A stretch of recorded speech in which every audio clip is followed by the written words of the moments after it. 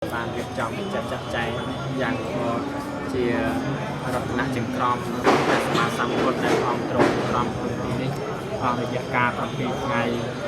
វេទាំងអស់អង្គទាំងអស់គ្នាដោយតទៅសូមអនុមោទនាកិរិយានមស្ការនៃយើងខ្ញុំទាំងឡាយចូលមានដល់ព្រះសម្មាសម្ពុទ្ធទាំងឡាយជ្រាបច្បាស់នៅបរមត្ថធម៌ទាំងពួងរងដល់នៅត្រៃនៃគុណមានសីលគុណជាតាក៏ពិតព្រះពុទ្ធទាំងឡាយមានជាយាមផងព្រះអង្គការនៅសង្សារវដ្តប្រកបដោយភ័យទាំងពួងទ្រង់មានប្រតិនឿយណាយអំពីវត្តគ្រប់ទាំងពួងតែទ្រង់មិនទាន់ដល់ពីទ្រង់មានសេចក្តីអាណិតក្រៃពេលដល់សពសត្វទាំងអស់ដែលមានក្នុងចក្រវាលជាអនន្តព្រោះហេតុនោះព្រះមហាមុនីទាំងឡាយពុទ្ធថាប្រកបដោយករុណាយើងខ្ញុំទាំងឡាយសូមនមស្ការនៅមហាករុណាគុណនៃព្រះពុទ្ធទាំងអស់នោះដោយសេចក្តីគោរពកោតក្រែងសពការគ្រប់ទិសទីព្រះសព្វញ្ញូពុទ្ធទាំងអស់សុទ្ធតែមានការព្យាយាមធំព្រះអង្គបំពេញហើយនៅបារមីធម៌ទាំង10គឺទ្រង់ធ្វើនៅអំពើដែលគេធ្វើបានដោយកម្រមានប្រការផ្សេងអស់4អសង្ខ័យ1សែនកាប់ខ្លាអស់8អសង្ខ័យ1សែនកាប់ខ្លាអស់16អសង្ខ័យ1សែនកាប់ខ្លាហើយទ្រង់កន្លងផល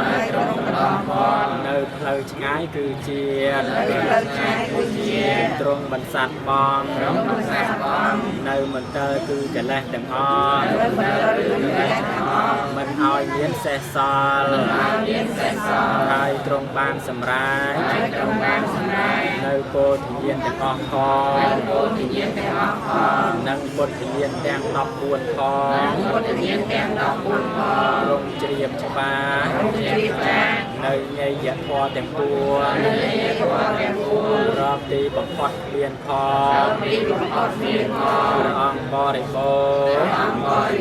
ដោយអាការៈប្រសើរគ្រប់យ៉ាងបរិបូរណ៍ដោយគុណទាំងពួង